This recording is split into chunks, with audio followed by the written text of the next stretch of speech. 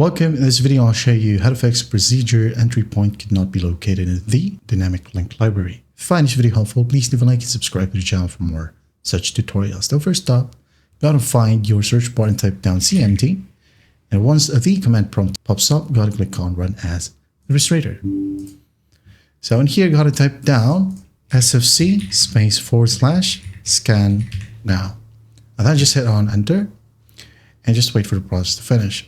Or while we wait, go ahead and open up your favorite browser and find Microsoft Visual C++ redistributable packages. Okay, again, Microsoft Visual C++ redistributable packages, and just hit on Enter.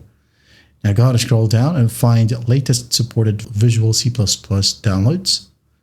Okay. Now go ahead and scroll down and find the latest supported redistributable version. Could be x86 or x64.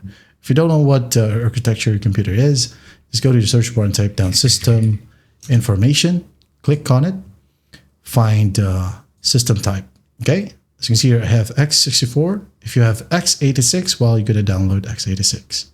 Okay, I'm going to download this one, click on this link, save it wherever you want, save. I'm not going to do it because I already have it. Just save it and wait for the download process to finish. And then once you have it, so just go ahead and double click on the installer, click on repair, yes, and just wait for the process to finish right here. When it says setup successful, close this one, close command prompt as well. Now go ahead and restart your computer. And once that's done, you're good to go. That is how you fix procedure entry point could not be located in the dynamic link library. I hope this video helps, and I'll see you in the next one.